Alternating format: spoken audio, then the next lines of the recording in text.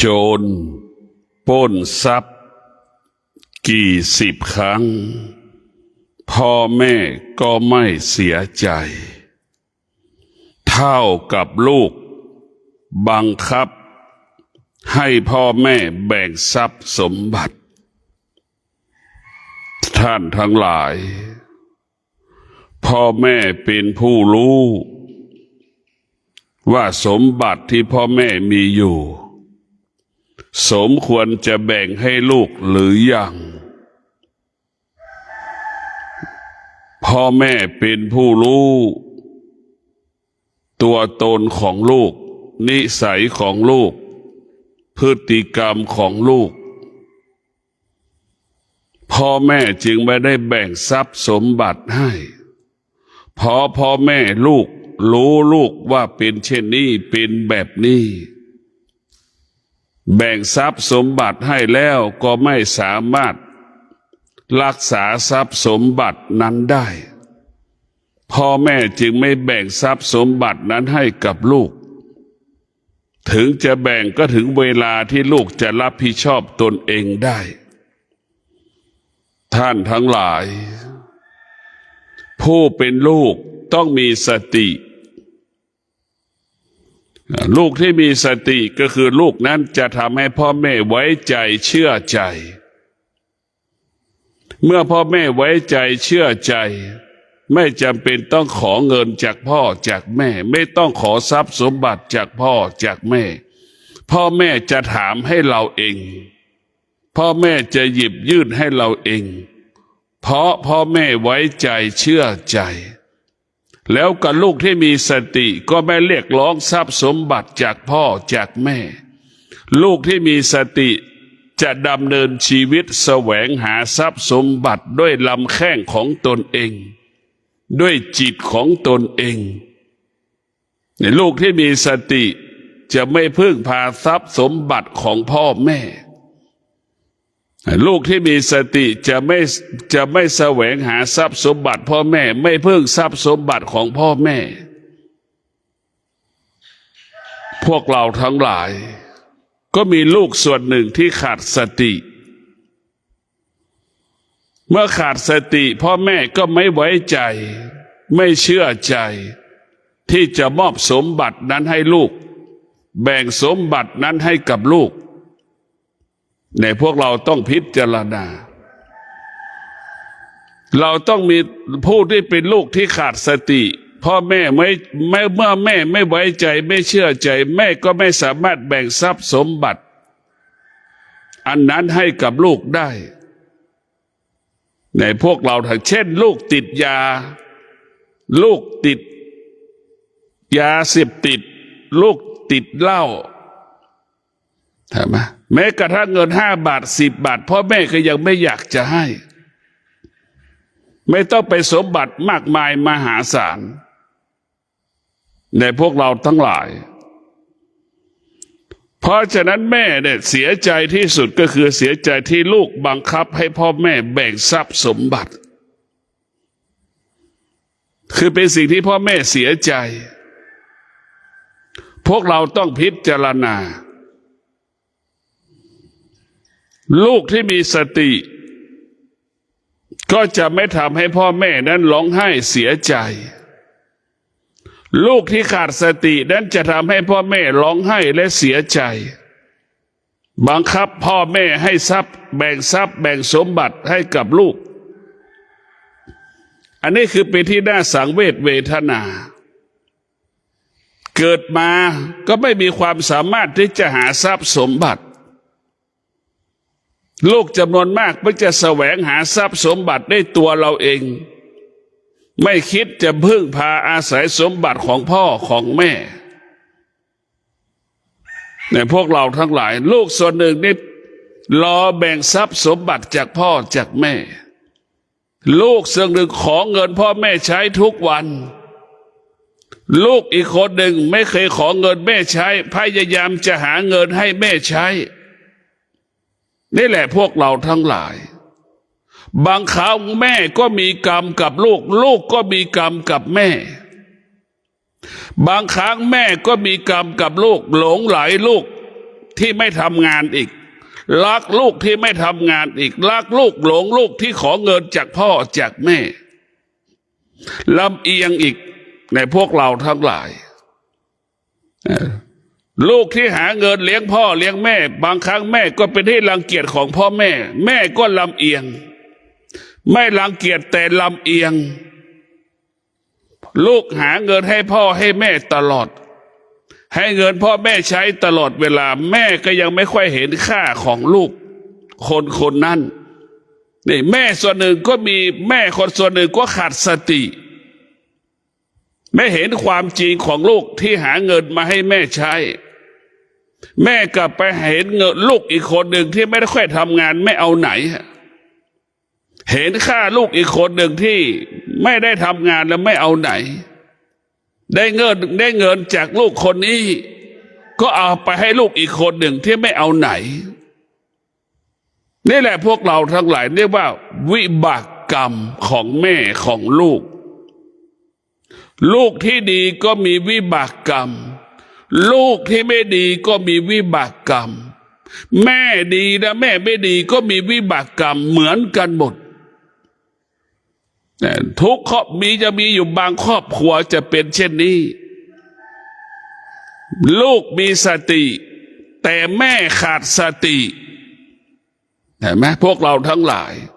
เรียกว่าลูกมีคุณธรรมแม่ไม่มีคุณธรรมก็มีอีกจำนวนมากเช่นลูกสอนแม่อย่างเงี้ยลูกสอนแม่พระพุทธเจ้าเรียกว่าอภิชาติตบุตรมีธรรมะมากกว่าพ่อแม่ตนเองลูกที่มีสติ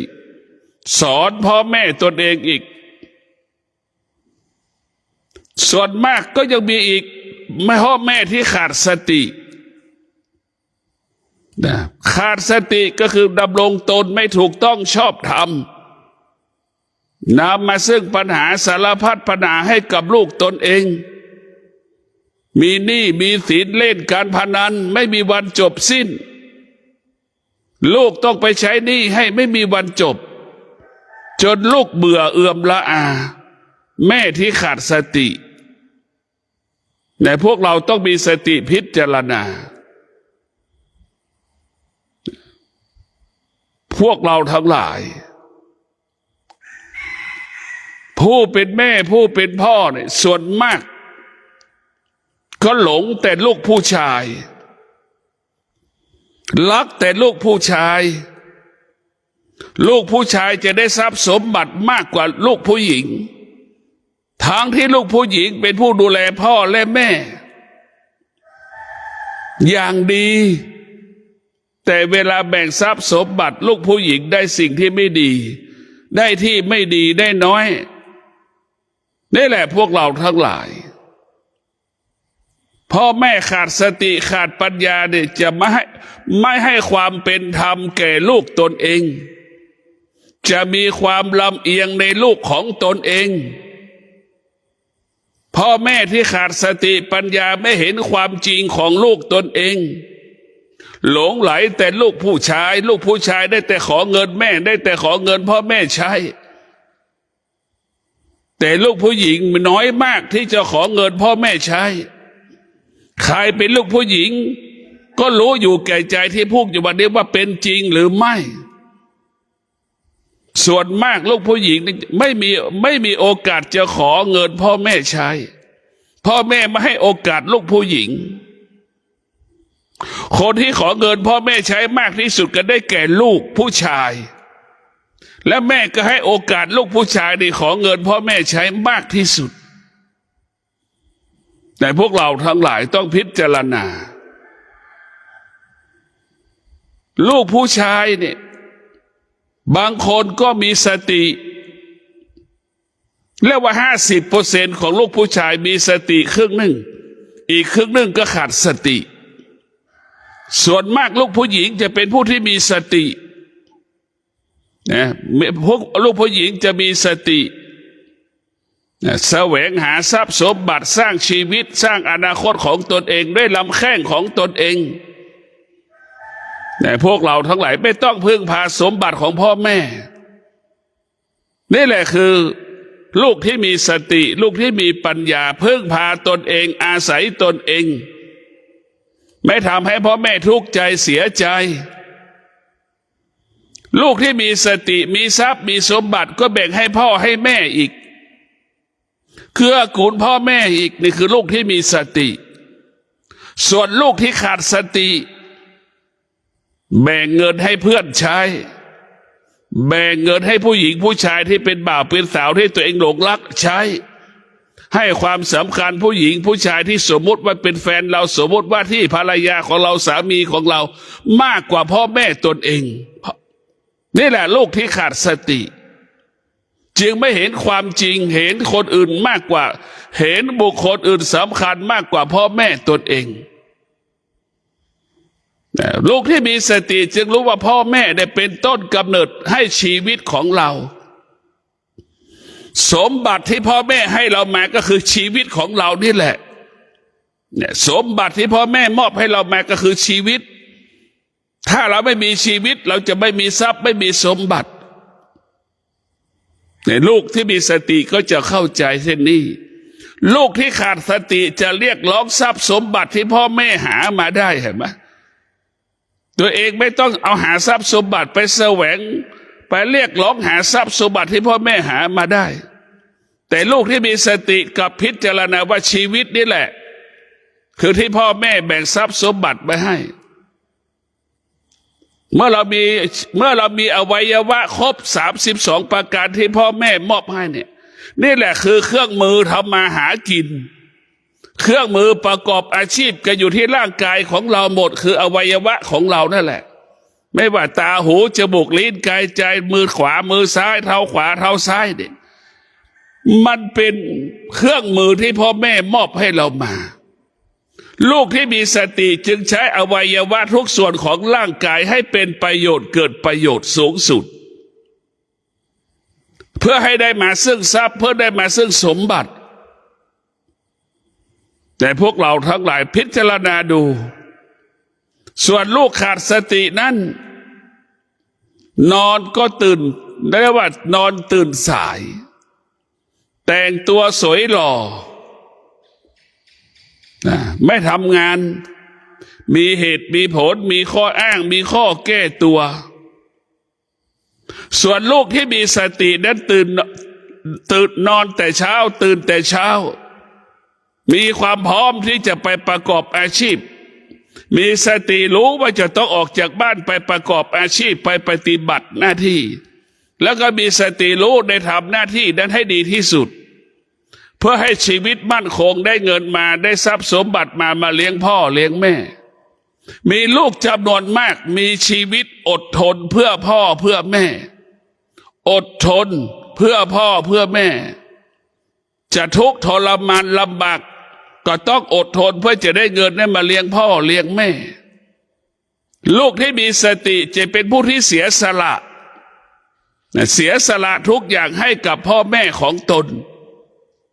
แต่พวกเราทั้งหลายทนสู้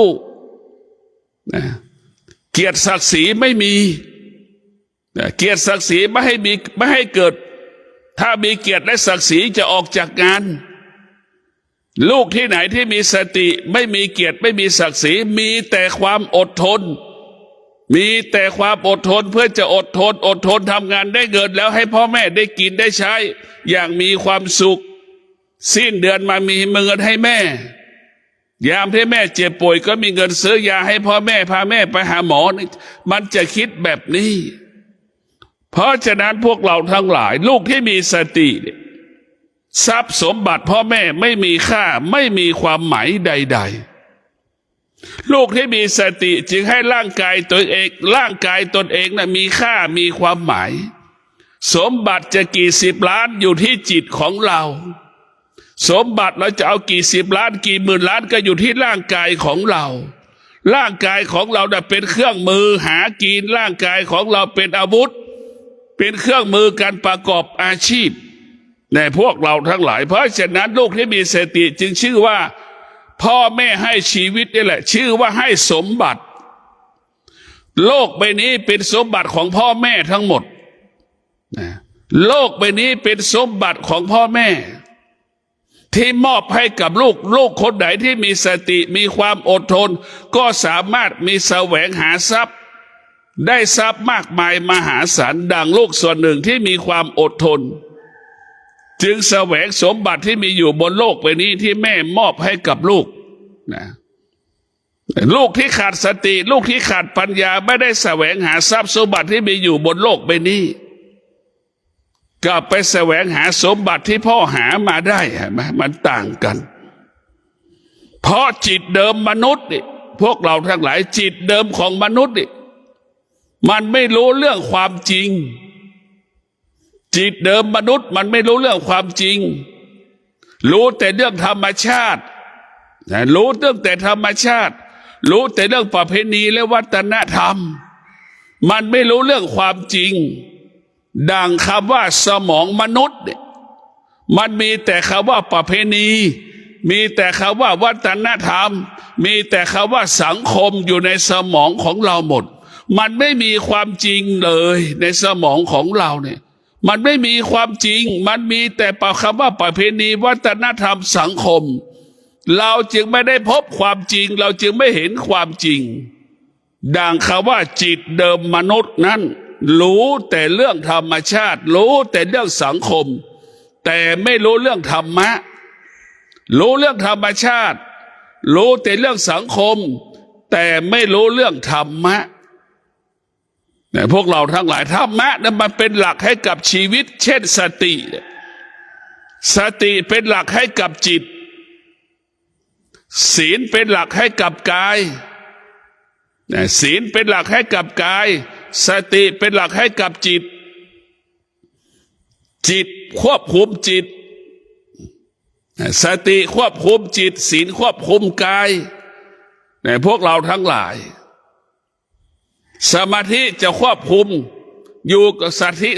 มาธินั้นจะอยู่ทั้งกายอยู่ทั้งจิตให้คำว่าละเอียดเกิดขึ้นในระหว่างที่เราปฏิบัติหน้าที่ประกอบอาชีพปฏิบัติธรรมในพวกเราทั้งหลายลูกที่มีสติกับลูกที่ขาดสตินี่มันแตกต่างกันให้เราเข้าใจความจริงในพวกเราทั้งหลาย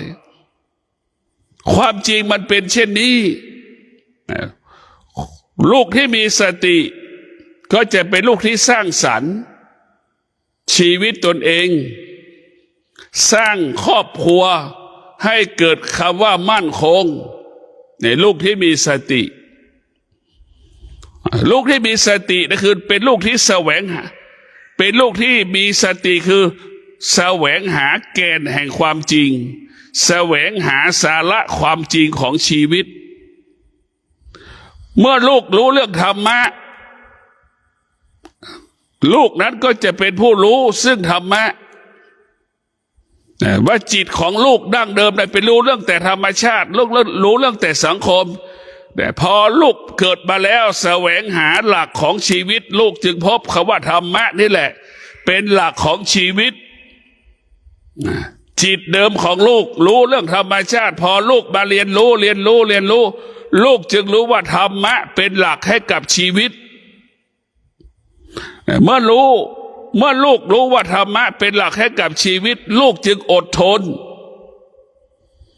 ลูกจึงอดทนเอาความอดทนมากำกับมากำหนดมาควบคุมกายของตนจิตของตนในการดำเนินชีวิตในการปฏิบัติหน้าที่ในพวกเราทั้งหลายจนถึงที่สุดก็บรรลุเป้าหมายบรรลุวัตถุประสงค์แต่พวกเราต้องมีสติพิจารณาว่าชีวิตของเรานั้นมันต้องพึ่งพาธรรมะก็คือสติลูกที่มีสติก็จะแคร์ความรู้สึกของพ่อของแม่ลูกที่มีสติก็แบ่งเบาภาระของพ่อของแม่ทุกเรื่องทุกอย่างตั้งแต่ในบ้านนอกบ้านลูกที่มีสติจะแบ่งเบาภาระรับผิดชอบทุกอย่างแทนพ่อแทนแม่เท่าที่ทำได้ลูกที่มีสติจะไม่เรียกร้องสิ่งใดสิ่งหนึ่งจากพ่อจากแม่ จะไม่เรียกร้องผลประโยชน์จากพ่อจากแม่มีแต่สร้างผลประโยชน์ให้กับพ่อกับแม่ในลูกที่มีสติเรียกว่าลูกที่มีสติเป็นประโยชน์เกิดประโยชน์ต่อพ่อต่อแม่ต่อครอบครัวส่วนลูกที่ขาดสตินั้นไม่ได้สร้างผลประโยชน์ให้กับพ่อกับแม่ทำลายผลประโยชน์ของพ่อของแม่อาศัยผลประโยชน์ของพ่อของแม่ทำมาหากินไม่คิดจะสร้างสรรค์ไม่คิดจะพัฒนาไม่คิดจะแก้ไขชีวิตตัวเองปรับปรุงชีวิตตัวเองให้ดีขึ้นยิ่งกว่าเก่าไม่ได้คิดนี่แหละลูกที่ขาดสติก็หลงออกจากสิ่งที่ไม่รู้ไม่ได้พวกเราทั้งหลายลูกที่มีสติจะเคารพและให้เกียรติพ่อแม่ตนเองเคารพพ่อแม่ให้เกียรติพ่อแม่แคร์ความรู้สึกของพ่อแม่ลูกที่มีสติลูกที่มีธรรมะคิดถึงทำแม่เอาแม่มาเป็นหลักให้กับชีวิตพวกเราทั้งหลายชีวิตของเราเนี่ยมันต้องพึ่งพาธรรมะธรรมะของพระพุทธเจ้ามาอยู่ที่กายกับจิตของเรากายของเราประกอบไปด้วยธรรมะคือประกอบไปด้วยศีลเนี่ยประกอบไปด้วยศีลเนี่ยลูกที่มีสติก็ดำรงตนด้วยศีลเอาศีลทั้ง5ข้อมากำกับมากำหนดมาควบคุมความคิดคำพูดการกระทำใดๆต้องประกอบไปด้วยศีลทั้ง5ข้อลูกคนไหนขาดสติลูกคนนั้นก็จะล่วงละเมิดศีลฝ่าฝืนข้อบังคับศีลทั้ง5ข้อนี่แหละพวกเราทั้งหลายลูกที่ล่วงละเมิดศีลจะนำมาทำลายจิตใจพ่อแม่ทำให้พ่อแม่ทุกข์ใจตลอดเวลาดังเช่นลูกติดเหล้าอย่างเงี้ยติดยาเสพติดอย่างเงี้ยจะสร้างภาระจะสร้างปัญหาให้พ่อแม่ตลอดเวลานะลูกที่มีสติจะรักษาศีลทำให้พ่อแม่มีความสุขขอพ่อแม่ให้ชื่นใจดีใจในพวกเราทั้งหลายเราต้องรู้เลยว่าลูกที่มีสตินั้นจะเป็นหลักให้กับพ่อกับแม่เป็นหลักให้พ่อให้แม่ลูกที่มีสติเปรียบเสมือนพาหนะคือรถ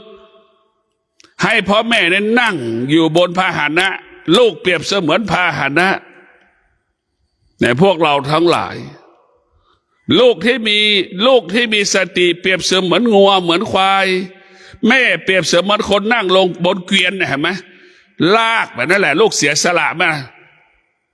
แต่ส่วนมากลูกขาดสติให้พ่อแม่กลายเป็นงัวเป็นควายลากล้อเทียงลากล้อเห็นไหมเป็นงัวนั้นเป็นลากล้อหมดเลยพวกเราทั้งหลายพ่อแม่กลายเป็นวัวเป็นควายรับภาระลูกเห็นไหมลูกก็นั่งอยู่นอนอยู่บนพาหนะกินนอนบนพาหนะทุกอย่างไม่เก็บไม่กวาดอีกเห็นไหมและนี่คือลูกที่ขาดสติจะนั่งอยู่บนรถอยู่บนพาหนะแม่กลายเป็นวัวเป็นควายรับภาระเห็นไหมเหมือนวัวเหมือนควายที่ใส่ล้อเดินไปไม่จบไม่สิ้นเห็นไหมนั่นแหละลูกที่มีสติก็จะกลายรับภาระเหมือนวัวเหมือนควายไม่ใช่เป็นงัวเป็นควายนะเหมือนงัวเหมือนควายเปรียบเสมือนงัวเหมือนควายแต่แม่ที่มันใส่ล้อให้แม่นั่งอยู่บนล้อเสียสละพวกเราต้องพิจารณาต้องมีสติลูกที่มีสตินั้นจะอยู่ในคุณธรรมวันดีคืนดีก็จะไปปฏิบัติธรรมวันไหนมีเวลาก็จะไปปฏิบัติธรรมนี่แหละลูกที่มีสติจะอยู่ตรงนี้แต่พวกเราทั้งหลายลูกที่มีสติจะต้องอยู่กับความเป็นจริงเรียกว่าอยู่กับความเป็นจริงขยันอดทนวิริยะภาคเพียรนี่แหละลูกที่มีสติอยู่กับความเป็นจริงก็คือขยันอดทนร้อนไม่มีความหมายฝนตกก็ไม่มีค่าไม่มีความหมายจะหนาวเย็นก็ไม่มีค่าไม่มีความหมายสิ่งที่มีค่าที่มีความหมายที่สุดก็คือ สติอดทนวิริยะภาคเพียรนี่แหละมีค่ามีความหมายดับความร้อนได้อยู่เหนือความร้อนได้เมื่อเรามีสติและมีวิริยะมีความอดทนเราจะอยู่เหนือความร้อนได้อยู่เหนือความหนาวเย็นได้อยู่เหนือสิ่งที่ฝนมันตกได้คือทุกฤดูกาลเราทำงานได้ทุกฤดูกาลเมื่อฤดูร้อนเราก็มีกินฤดูฝนเราก็มีกินฤดูหนาวก็มีกินเพราะเรามีสติมีวิริยะมีความอดทนมีความภาคเพียรในการดำเนินชีวิตนี่แหละลูกที่มีสติจึงทำให้ชีวิตลูกนั้นมีทรัพย์มีสมบัติมากจึงแบ่งปันให้กับพ่อแม่ได้กินได้อยู่ได้ใช้อย่างสุขสบายแต่พวกเราทั้งหลายลูกที่ขาดสติก็อ้างว่ามันร้อนอ้างว่ามันหนาวนี่แหละพวกเราทั้งหลายอ้างว่ามันไกลมีข้ออ้างให้กับพ่อกับแม่ตลอดเวลา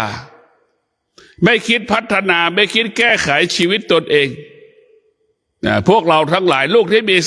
มีสติกับลูกที่ขาดสติย่อมแตกต่างกันลูกที่มีสตินั่นเป็นที่รักของพ่อของแม่ทำให้พ่อแม่นั้นมีความสุขส่วนลูกที่ขาดสติเป็นที่รังเกียจของพ่อของแม่ทำให้พ่อแม่ทุกข์ใจตลอดเวลาพวกเราทั้งหลายแล้วใครเป็นคนสร้างลูกล่ะพ่อกับแม่นั่นแหละเป็นผู้ที่สร้างลูกพ่อแม่นั่นแหละเป็นผู้อบรมลูกพ่อแม่นั่นเป็นผู้ตามใจลูกลูกจึงไม่ดีเพราะพ่อแม่ลูกไม่ดีเพราะพ่อแม่ลูกเปรียบเสมือนก้อนหินลูกทุกคนเกิดมาไม่มีค่าเสมอเหมือนกันหมดลูกทุกคนมีค่าเท่ากับก้อนหินลูกจะมีค่าได้อยู่ที่พ่อแม่พ่อแม่เปรียบเสมือนช่างแกะสลักพ่อแม่เปรียบเสมือนช่างแกะสลักลูกก็เปรียบเสมือนก้อนหินก้อนหินนั้นจะมีค่ามีราคาเท่ากับพ่อแม่แกะเท่ากับลูกจะมีค่าลูกจะมีเป็นลูกดีได้ก็อยู่ที่พ่อที่แม่ก้อนหินจะมีค่าได้อยู่กับช่างแกะสลักเนี่ยพวกเราทั้งหลายช่างแกะสลักมีเวลากับแกะสลักหินก้อนนั้นก็จะมีค่าฉันใดลูกมีพ่อแม่มีเวลาให้ลูกพ่อแม่มีเวลาการอบรมให้กับลูกคนนั้นก็จะเป็นลูกที่ดีทุกวันนี้พ่อแม่มัวแต่ไปทำมาหากินหาเงินปล่อยให้ลูกอยู่กับลูกจ้างปล่อยให้ลูกอยู่กับอาจารย์สอนหนังสือปล่อยให้ลูกไปเรียนพิเศษนั่นแหละพวกเราทั้งหลายนี่แหละคือเราชีวิตลูกไว้ให้กับลูกจ้างถามว่าถูกต้องไหมมันไม่ถูกต้องเครื่องประดับของแม่เนี่ยรักษาไว้อย่างดีเห็นไหมมันโตข้ามกันนะพวกเราทั้งหลายเครื่องประดับของพ่อแม่รักษาไว้อย่างดีแต่ลูกฝากไว้ให้ลูกจ้างดูแลระหว่างลูกกับลูกระหว่างสมบัติของพ่อแม่นะเครื่องประดับของพ่อแม่กับชีวิตของลูกอันไหนมีค่ามากกว่ากันแม่ก็บอกว่าชีวิตลูกมีค่าแต่แม่ก็ไม่ได้ห่วงลูกเท่ากับห่วงสมบัติเครื่องประดับของตนเองเลยเครื่องประดับเก็บไว้อย่างดีสามีก็ไม่รู้ภรรยาก็ไม่รู้แอบซ่อนไว้อย่างดีเห็นไหมแต่ปล่อยให้ลูกอยู่กับลูกจ้างเนี่ยและปากก็บอกว่ารักลูกปากก็บอกว่าลูกมีชีวิตลูกต้องดีกว่าสมบัติ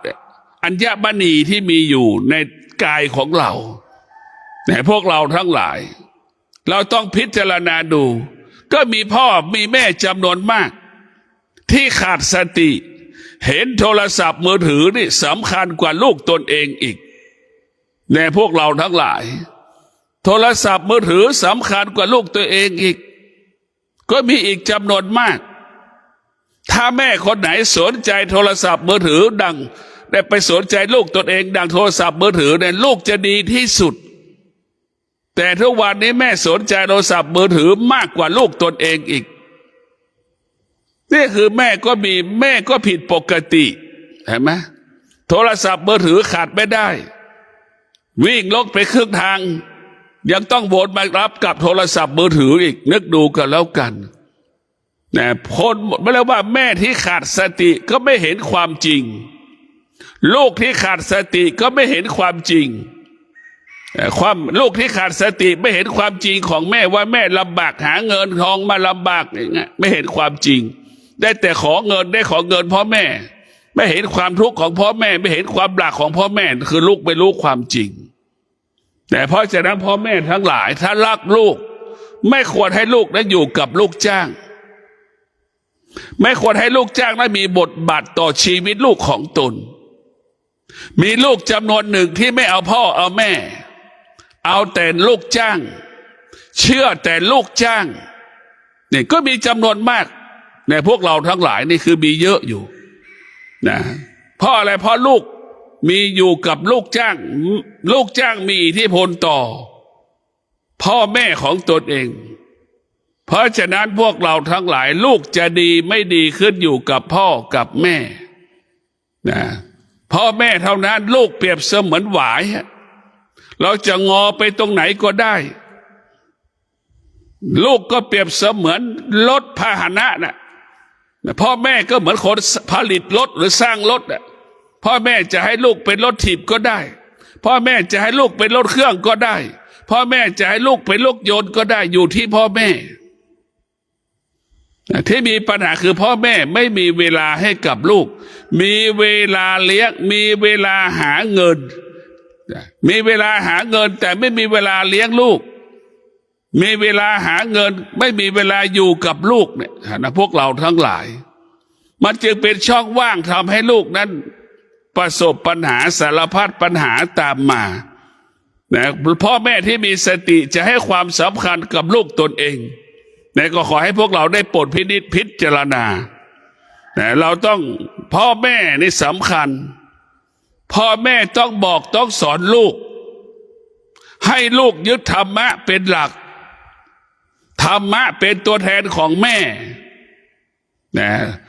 ธรรมะเป็นสัญลักษณ์ของพ่อกับแม่ถ้าพ่อแม่ไหนมีธรรมะพ่อแม่จะบอกให้ลูกนั้นเอาธรรมะมาเป็นหลักตนแลเป็นที่พึ่งแห่งตนนะตนแลเป็นที่พึ่งแห่งตนนี่แหละลูกพ่อแม่ต้องเอาธรรมะมามอบให้กับลูกตนเองถ้าลูกคนไหนมีธรรมะลูกคนนั้นก็จะเมตตาต่อพ่อต่อแม่ดูแลพ่อแม่ทุกการเวลาปกติไม่เจ็บไม่ป่วยก็ดูแลพ่อแม่ตอนผิดปกติเจ็บป่วยก็ดูแลพ่อแม่ตลอดเวลาแต่พ่อแม่คนไหนไม่ได้เอาธรรมะมอบให้กับลูกไม่ได้เอาธรรมะมาหลักอบรมสั่งสอนลูกก็ไม่รู้เรื่องธรรมะพ่อแม่ก็กลายเป็นบุคคลอื่นลูกมาบ้านก็แค่มายืนอยู่เฉยๆมานั่งอยู่เฉยๆเหมือนบุคคลอื่นๆเหมือนญาติห่างๆแค่นั้นแหละพวกเราทั้งหลายลูกที่ไม่มีธรรมะก็เหมือนญาติห่างๆนะมาก็ไม่ทำอะไรไม่คิดช่วยเหลือเก็บกวาดล้างเช็ดถูเลยตรงข้ามลูกที่มีธรรมะนะทำตัวเป็นลูกจ้างของแม่เห็นไหมลูกที่มีธรรมะทำตัวเป็นลูกจ้างมาถึงแล้วจะต้องเก็บกวาดทำความสะอาดบ้านหุงหาอาหารทำอาหารให้พ่อให้แม่สตางค์ที่มีอยู่ก็ไม่ขอจะไปซื้ออาหารมาทำอาหารให้พ่อให้แม่นี่เห็นไหมลูกที่มีสติกับลูกที่ขาดสติต้องขอสตางค์จากพ่อจากแม่ไปซื้ออาหารสตางค์เราก็มีอยู่ไม่เสียสละแต่ไปขอเงินพ่อแม่ไปซื้ออาหารมาทำอาหารให้พ่อแม่ได้กินและเราก็กินอาหารจากเงินพ่อแม่อีกเนี่ยนี่แหละพวกเรามันไม่สมดุลถ้าเรามีสติมีปัญญาแล้วมันจะสมดุลแต่ว่าลูกที่มีสติลูกที่มีปัญญาจะเป็นลูกจ้างของพ่อของแม่ถ้าแม่คนไหนได้ลูกเป็นลูกจ้างแล้วแม่จะมีความสุขนะลูกจ้างคือทำทุกอย่างถ้าลูกคนไหนมีชีวิตแบบลูกจ้างพ่อแม่มีความสุขทุกวันนี้ลูกมันขาดสติแม่ก็ขาดสติพวกเราทั้งหลายพ่อแม่ขาดสติลูกก็ขาดสติแม่กลายเป็นลูกจ้างของลูกทุกวันนี้เห็นไหมแม่กลายเป็นลูกจ้างของลูก ลูกกลายเป็นนายจ้างของแม่ลูกอายุ30พ่อแม่ก็ยังหุงข้าวปลาอาหารให้ลูกได้กินอีกลูกอายุ30 20พ่อแม่ยังซักเสื้อผ้าให้ลูกตัวเองอีกเห็นไหมนี่แหละแม่ก็ขาดสติปัญญาเป็นลูกจ้างของลูกจนตายลูกที่ขาดสติก็เป็นนายจ้างลูกเป็นนายจ้างลูกพ่อแม่จนตายนี่แหละพวกเราทั้งหลายเพราะเราพ่อแม่ไม่มีธรรมะลูกก็ไม่มีธรรมะเนี่ยมันจึงทำให้เรานั้นทุกข์ใจทรมานใจตลอดเวลาพ่อแม่มีธรรมะนะพ่อแม่จะใช้คำว่าอดทนต่อจิตใจของตนเองจะต้องให้ลูกเป็นลูกจ้างให้ได้เห็นไหมแม่ที่มีธรรมะจะให้ลูกเป็นลูกจ้างแม่ที่มีธรรมะแม่จะต้องเป็นนายจ้างของลูกเห็นไหมนายจ้างลูกถามว่านายจ้างตื่นกี่โมงระหว่างลูกจ้างกับนายจ้างใครตื่นก่อนลูกจ้างต้องตื่นก่อนนายจ้างนี่คือกฎของโดยธรรมชาติของสังคมและวัฒนธรรมแต่เวลานี้ลูกของเราเห็นไหมตื่น8 โมงหรือแม่เรียกตื่นอีกเห็นไหมพวกเราทั้งหลายแม่บางคนแม่เรียกตื่นแทบทุกวันให้ออกตื่นแล้วไปทำงานในโตก็ยังแม่เรียกตื่นไปทำงานอีกแต่งตัวอีกกลัวในพวกเราทั้งหลายก็พิจารณานี่แหละมันขาดสติมันก็ไม่รู้สึกตัวลูกที่มีสติสัมปชัญญะเป็นลูกที่รู้สึกตัวจะไม่สร้างภาระไม่สร้างปัญหาใดๆให้กับแม่ตนเองลูกที่มีสติเป็นผู้รู้สึกตัวว่าชีวิตนี้จะเป็นลูกจ้างของแม่เห็นไหมชีวิตนี้จะเป็นลูกจ้างของแม่ลูกที่มีสติจะยกให้แม่เป็นนายจ้างจะทำทุกอย่างเพื่อแม่นะคือลูกทุกคนต้องเป็นลูกจ้างนะลูกทุกคนก็เป็นลูกจ้างแม่อยากให้ลูกเข้มแข็งแม่อยากให้ลูกเป็นผู้รู้มากแม่จะต้องเป็นนายจ้างของลูกนะยามแม่คนไหนที่เป็นนายจ้างของลูกลูกคนไหนเป็นลูกจ้างของแม่ยามที่แม่เจ็บป่วยเนี่ยเรียกว่าเจ็บป่วยอย่างมีความสุขเพราะลูกสามารถทำอาหารให้เรากินได้ทำอาหารทำอาหารเองกินได้อย่างเงี้ยลูกสามารถปฏิบัติหน้าที่แทนเราได้เรียกว่าเจ็บป่วยก็ยังมีความสุขไว้ใจเชื่อใจลูกของตนเองตรงกันข้ามแม่เจ็บป่วยไม่ไว้ใจลูกเห็นไหมทุกข์กับลูกอีกเวลาเจ็บป่วยทุกข์ใจอีกเปิดเตาแก๊สก็ไม่เป็นลูกทอดไข่ก็ไม่เป็นไม่ต้องทอดไข่แค่เปิดเตาแก๊สยังไม่เป็นเลยเนี่ยพวกเราทั้งหลายพิจารณาดูดินะเวลาเจ็บป่วยเพราะแม่ทุกข์ใจกับลูกที่ขาดสตินะไหมทำอะไรก็ไม่เป็นพึ่งพาแม่ตลอดเวลาพอแม่เจ็บป่วยแม่ก็ทุกข์ใจบางครั้งแม่ต้องฝืนสังขารแม่กลับมาทำอาหารให้ลูกได้กินแม่เจ็บปวดมากเมื่อยมากลำบากมากเจ็บป่วยก็ยังฝืนสังขารลุกมาเพื่อจะมาทำข้าวปลาอาหารให้ลูกได้กินนี่แหละลูกไม่สร้างความไว้ใจให้กับพ่อแม่ตนเองเวลาเจ็บป่วยจึงทุกข์ใจกังวลใจกับลูก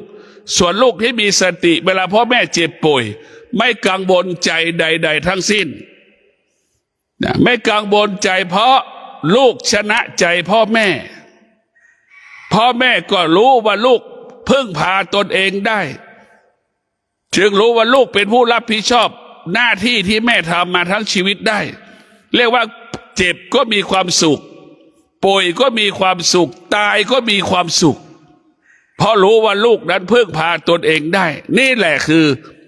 ลูกที่มีสติคือลูกที่มีธรรมะทำให้พ่อแม่นั้นไว้ใจเชื่อใจจนหมดลมหายใจในพวกเราต้องพิจารณาชีวิตของพ่อแม่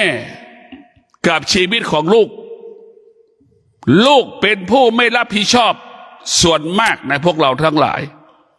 ลูกเป็นผู้ไม่รับผิดชอบอยู่แล้วเป็นผู้รับผิดชอบน้อยพ่อแม่เป็นผู้รับผิดชอบทุกอย่างดังคำว่าสติเปรียบเสมือนแม่ดังคำว่าจิตเปรียบเสมือนลูกเห็นไหมสติจะอยู่กับความเป็นจริง เป็นผู้รับผิดชอบชีวิตลูกของตนเองเห็นไหมแม่เป็นผู้รับผิดชอบชีวิตลูกตลอดเวลานั่นคือสติส่วนจิตนั้นเปรียบเสมือนลูกก็คือเป็นผู้ลูกนั้นเปรียบเสมือนอะไรเป็นผู้ไม่รับผิดชอบพ่อแม่เลยเนี่ยพวกเราทั้งหลายย้ำที่พ่อแม่แก่เฒ่าชรา60-70ปีลูกก็ยังไม่ค่อยดูแลพ่อแม่ก็มีอีกจำนวนมากโดยธรรมชาติสาเหตุที่เรามีสามีมีภรรยาเนี่ยคือเพื่อให้ดูแลกันตอนแก่นะยามที่เราพ่อแม่คลอดลูกแบบแม่ก็ดูแลลูกอย่างดีพอพ่อแม่แก่เฒ่าชราลูกมีภาระลูกมีกำลังลูกก็ดูแลพ่อแม่ต่อพ่อแม่ก็กลายเป็นเด็กอีกลูกก็กลายเป็นผู้ใหญ่ขึ้นเนี่ยเห็นไหมมันจัดระบบกันได้ดีแม่กลับเป็นลูกกลับเป็นแม่นี่คือธรรมชาติให้เราเห็นอย่างนี้ลูกกลับเป็นแม่แม่กลับเป็นลูกตอนที่ลูกทารกแรกเกิด1 วันเรียกว่าเป็นลูกพอพ่อแม่70พ่อแม่จะต้องเป็นลูกของลูกแล้วลูกจะต้องเป็นพ่อแม่ของพ่อแม่แล้วลูกจะไม่เป็นลูกลูกที่มีสติเนี่ยพวกเราทั้งหลายลูกที่มีสติจะเป็นลูกแค่อายุ40ขึ้นไปนี่ลูกที่มีสติก็จะเริ่มเป็นแม่ของแม่จะเป็นพ่อของพ่อแล้วรู้ว่าพ่อแม่แก่แต่แม่ลูกที่มีสติจะดำรงตนเหมือนแม่แทนแม่ดำรงตนเป็นพ่อแทนพ่ออย่างนี้ก็จะให้พ่อนั้นเป็นลูกจะให้แม่เป็นลูกไม่ต้องทำงานหนักให้แม่เหมือนเด็กอายุ10 ขวบให้พ่อเหมือนเด็กอายุ10 ขวบลูกก็จะคิดดำรงตนเหมือนคนอายุ40จะต้องรับผิดชีวิตลูกเหมือนแม่รับชีวิตลูกในอดีตนี่แหละลูกที่มีสติจะเป็นผู้รับผิดชอบชีวิตพ่อแม่ให้พ่อแม่เป็นลูกบางคนลูกที่ขาดสติเป็นลูกของแม่จนตายส่วนมากเป็นอย่างนี้เป็นลูกแม่จนตายไม่ต้องทำอะไรให้แม่ไม่ต้องรับชีวิตของแม่เลยส่วนลูกที่มีสติเนี่ยตั้งใจแล้วว่าจะเป็นพ่อเป็นลูกของแม่ไม่เกินอายุ40 ปีลูกที่มีธรรมะตั้งใจเลยว่าจะเป็นลูกของแม่แค่อายุ40พอหลัง40แล้วจะต้องเป็นพ่อเป็นพ่อของพ่อเป็นแม่ของแม่อย่างเงี้ยจะต้องให้แม่นั้นอายุ60เปลี่ยนฐานะแม่เป็นลูกเปลี่ยนฐานะพ่อเป็นลูกเราจะต้องรับผิดชอบแม่รับผิดชอบลูกเปลี่ยนแปลงแม่กับพ่อให้เป็นลูกเราเปลี่ยนแปลงลูกให้เป็นฐานะพ่อแม่นี่แหละพ่อแม่จะมีความสุขลูกที่มีสติก็จะคิดได้ส่วนลูกที่ขาดสติคิดไม่ได้เป็นลูกจนตายแม่เสียใจตรงนี้แหละแม่เสียใจเพราะลูกเป็นลูกจนตายเพราะอะไรเพราะลูกไม่รับผิดชอบพ่อแม่แต่พวกเราทั้งหลายต้องมีสติพิจารณาลูกที่มีสตินั้นจะต้องเป็นแม่ของแม่เป็นลูกเป็นพ่อของพ่ออย่างนี้จะยกฐานะพ่อเป็นลูกเปลี่ยนแปลงพ่อแม่เป็นลูกจะดูแลอย่างดีแม่จะมีความสุขที่สุดส่วนมากแม่ก็ขาดสติแม่ก็เป็นแม่จนตายเห็นไหมพวกเราทั้งหลายเป็นแม่จนตายเป็นพ่อจนตายห่วงลูกนี่คือผิดพลาดมหาศาลเราจะเป็นแม่ได้ตอนเราจะเป็นพ่อเป็นแม่ของเขาได้ตั้งแต่อายุ60ลงมาเท่านั้นแหละเลย60ไปแล้วเราจะต้องเป็นลูกเราจะต้องเป็นลูกของลูกเราจะต้องให้ลูกเป็นพ่อของเราเป็นแม่ของเราต้องคิดแบบนั้นเราต้องสั่งสอนลูกตั้งแต่หนุ่มๆให้มันรู้พ่อ60พ่อจะเริ่มเป็นลูกของลูกต้องบอกแบบนี้แม่60แม่จะต้องเริ่มเป็นลูกของลูกนะลูกอายุ40ลูกต้องเป็นพ่อของพ่อนะลูกต้องเป็นแม่ของแม่นะเนี่ยเราต้องเปลี่ยนแปลงอย่างนี้สอนแบบนี้อันนี้ลูกสอนลูกพ่อแม่สอนลูกคำว่าลูกให้ลูกเป็นลูกจนตายนี่แหละเป็นแบบนี้แหละพวกเราทั้งหลายแม่ก็เป็นแม่จนตาย80จะเป็นแม่ได้อย่างไรล่ะช่วยอะไรก็ไม่ได้ทำอะไรก็ไม่ได้80มันเป็นแค่ประเพณีวัฒนธรรม ดังที่บอกแล้วว่าเป็นพ่อเป็นแม่ได้แค่อายุ60แค่นั้นหลัง60ไปแล้วทุกคนเริ่มเป็นลูกของลูกแล้วเริ่มเป็นลูกของลูกเริ่มเป็นลูกชายของลูกเริ่มเป็นลูกสาวของลูกแล้วผู้เป็นพ่อเป็นแม่เพราะกำลังเราหดถอยมันไม่เหมือนเดิมแล้วลูกอายุ40มันก็ว่าที่การเป็นพ่อของเราเป็นแม่ของเราเห็นไหมมันจะต้องรับผิดชอบชีวิตลูกรับผิดชอบชีวิตพ่อแม่เห็นไหมนี่แหละลูกที่มีธรรมะจะคิดได้นะลูกที่มีธรรมะก็จะคิดได้พ่อแม่ที่มีธรรมะก็คิดได้60แล้วลูก60แล้วเราจะต้องเปลี่ยนฐานะเป็นลูก40แล้วก็ต้องรู้ว่าต้องเปลี่ยนฐานะเป็นพ่อเป็นแม่อย่างเงี้ยทุกอย่างมันจะสมดุลกันลูกที่สุดก็ต้องเป็นพ่อเป็นแม่แม่ที่สุดก็ต้องเป็นลูกของลูกเห็นไหม70 80 90เจ็บป่วยโรคภัยไข้เจ็บทำอะไรไม่ได้สักอย่างเราต้องพึ่งลูกเท่านั้นนั่นแหละพวกเราทั้งหลายต้องพิจารณาธรรมะของพระพุทธเจ้านี่มันว่าด้วยเรื่องความจริงของชีวิตทั้งสิ้นนะว่าด้วยเรื่องความจริงของชีวิตเรื่องการจัดการบริหารชีวิตความเป็นจริงความเป็นอยู่ของชีวิตมนุษย์ให้มันเกิดความสมดุลสมบูรณ์ทุกวันนี้ลูกกลับไปสนใจใส่ใจพ่อกลับไปสนใจสามีภรรยาของไปสนใจใส่ใจสามีภรรยามากกว่าพ่อแม่ตนเองนี่แหละจึงทำให้พ่อแม่นั้นทุกข์ใจลำบากใจขอให้พวกเราทั้งหลายผู้เป็นลูกสนใจสามีสนใจภรรยาเราฉันใดก็ต้องสนใจบิดามารดาเราฉันนั้น